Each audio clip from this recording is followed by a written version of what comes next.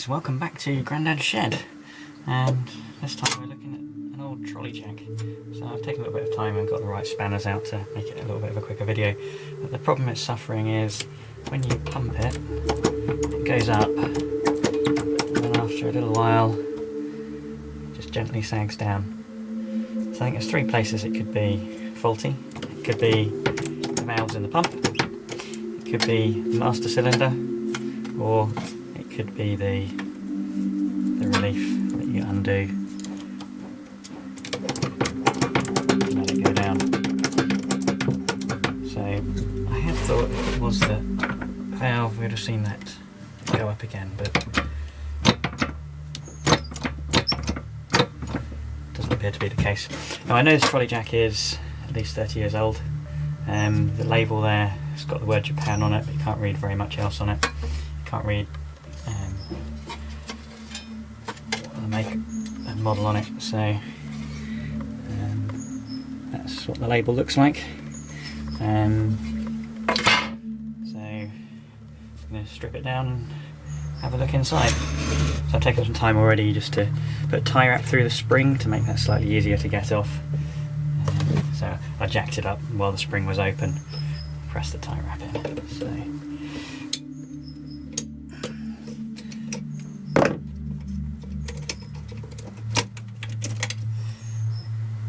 just simplifies there, takes a slight pressure off it. So let's go and start taking this apart.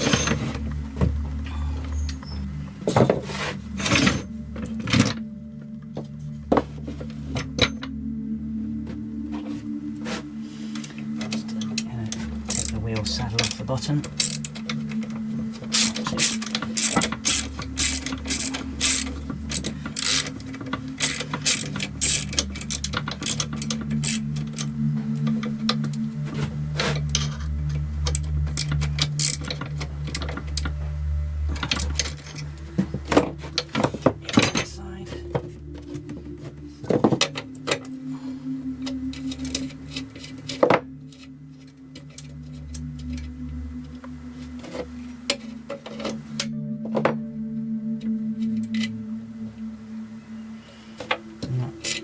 Split.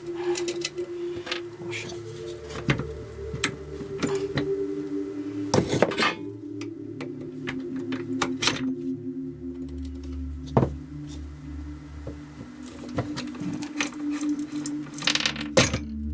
Bearings.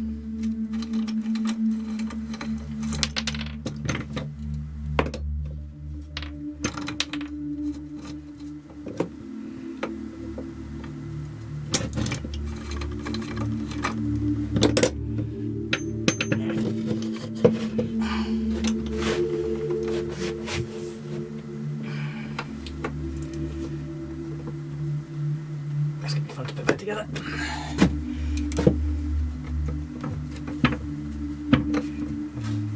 Smaller screwdriver.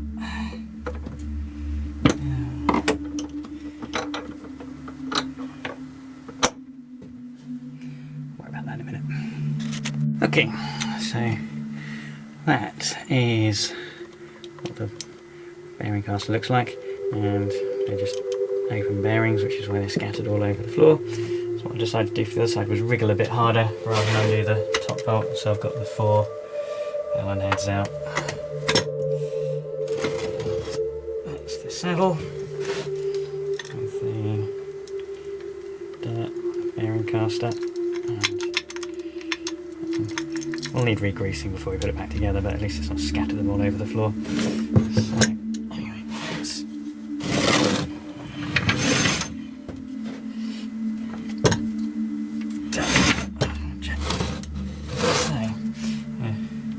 split the side off here. The reason I take this side off is there's a split pin to get in on it. So, not very tight, not very tight.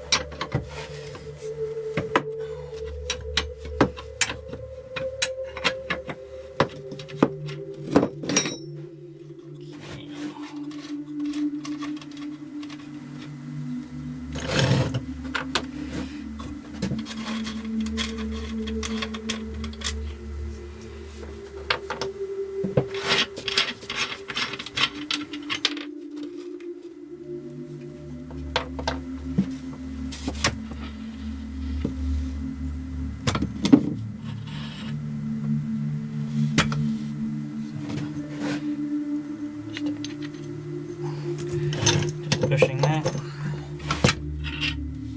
and a washer on the back of it. So, what is now holding these two rolls together? Nothing at the front.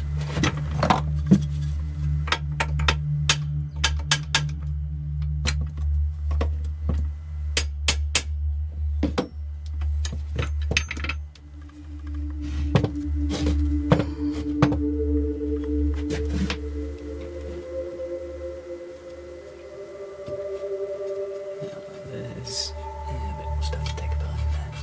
I'll get you back when I'm set up. Okay, so to get the side off, you need to remove this circlip. So, circlip pliers. Let's see if I can catapult that over the room. Result.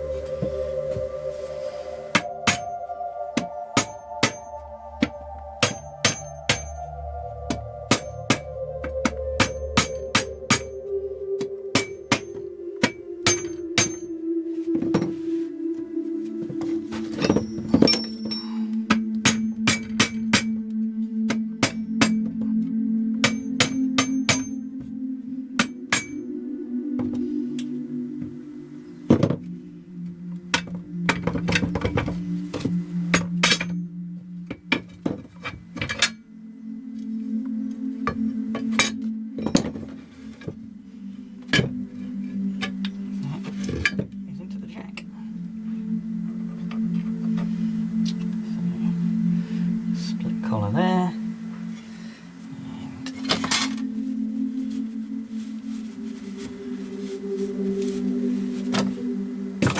yeah, there's the circlip we need.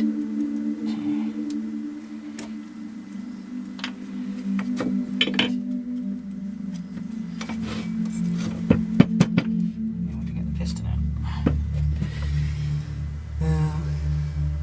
Right, got to take the other side off. Tedious. Okay, so it turns out there was actually just enough space to squeeze that over to the side to pop this pin out against the other side of the frame. Had a circlip on it as well, so it was going to be doable. So, remove the pin. It's the hydraulic body free. So, and we can have a bit of a tidy up here and move on to the hydraulic cylinder. Okay, that's that cleaned up a bit. That's made it a bit tidier. So let's start breaking it apart, because we can see if we push down on the top here, it still slowly sinks. Tub, oil, plastic.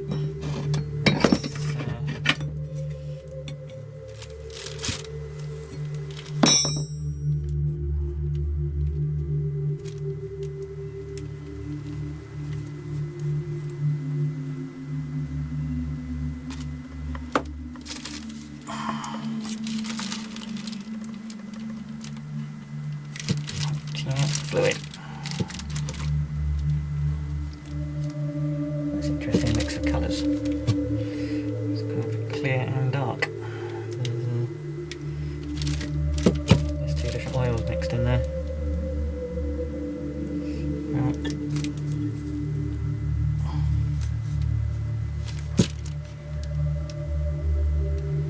I'll let that drain and have some lunch. Let's get down into the centre of this thing a bit more. So we need to first remove that clip. And we drop that pin out. Right, that will enable us to take the pump shaft out in a minute.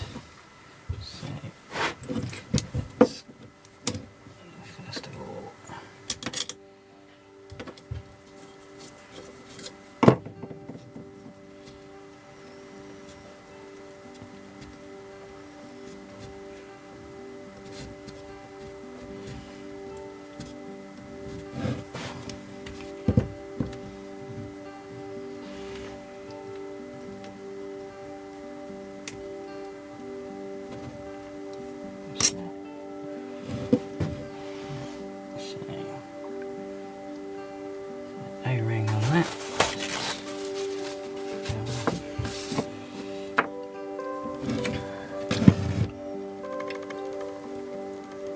now there's a couple of other little pieces to come out.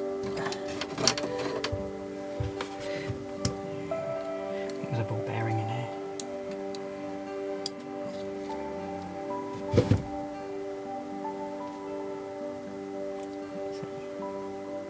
Stick.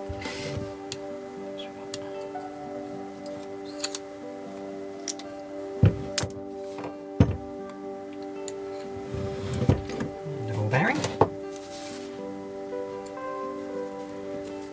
Stick.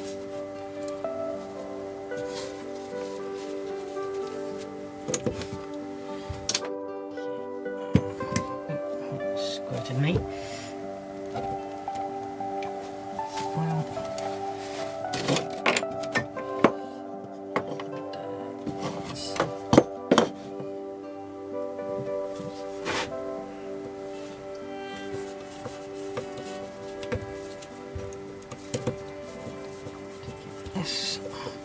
This is the other side of the valve for the pump. So that's got a quite deformed looking O-ring on it as well.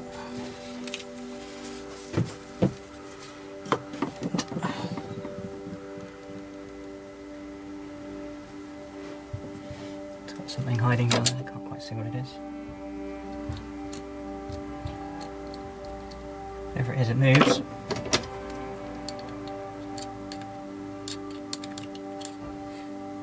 Doesn't pick up with a magnet.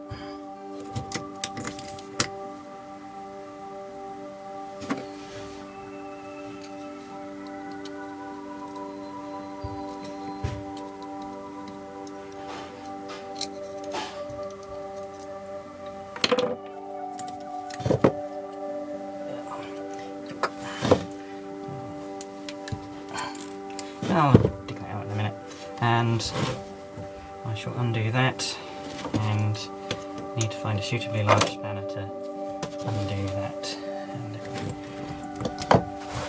And as I don't have a spanner that's 42 millimeters, just under 2 inches, I shall be using this device, carver clamp. G-clamp, thread pushes down, clamps the two together. Nice thing about these is you can take this off the end, spin it around, and then it will push apart as well. So quite a versatile tool. I shall do that and then come back because I shall need to go and put that in the vise. Okay, so I've taken the pieces out of both those ports and laid them out on the cloth there. So let's just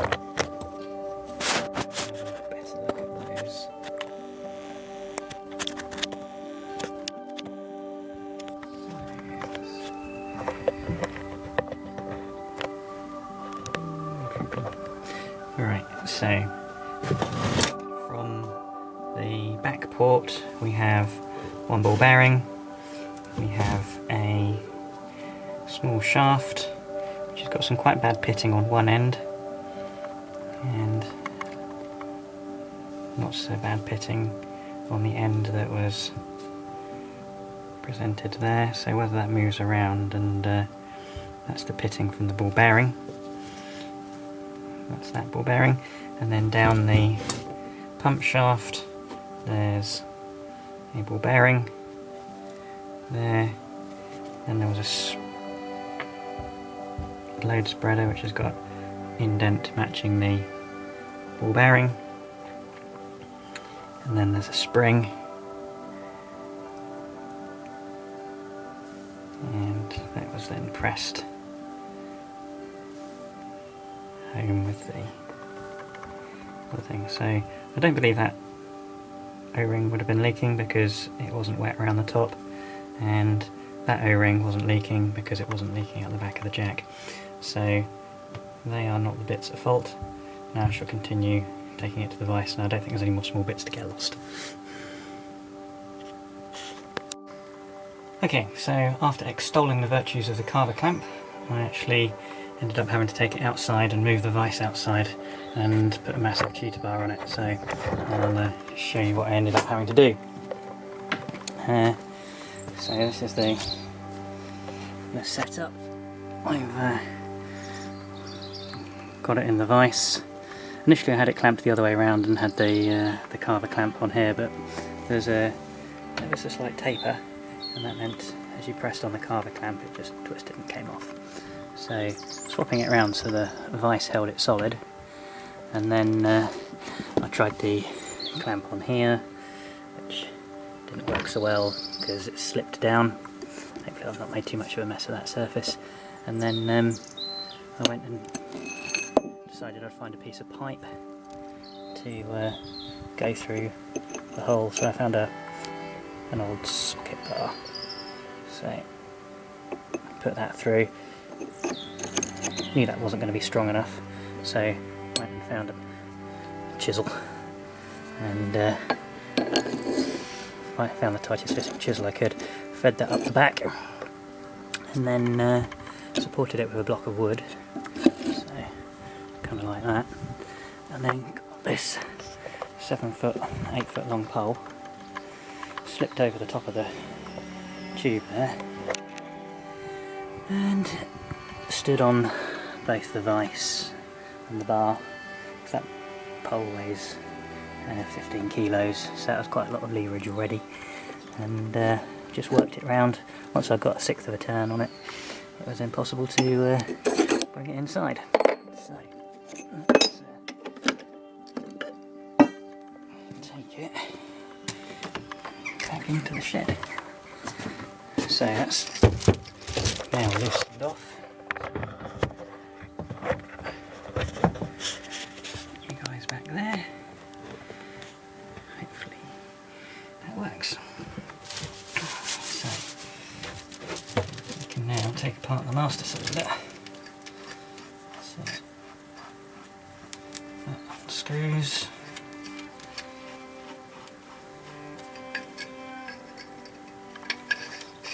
Further yet.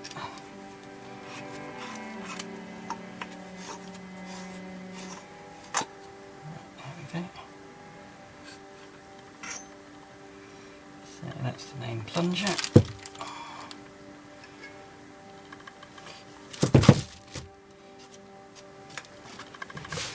Okay.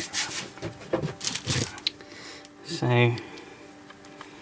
this slides back and forwards in here, and the light coming through the door, which I think is messing up the camera view.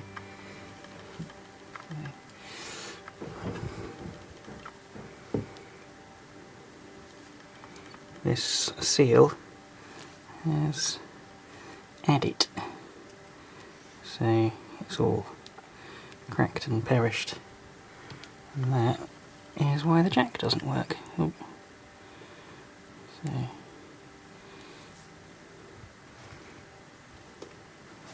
all the bits are falling off into,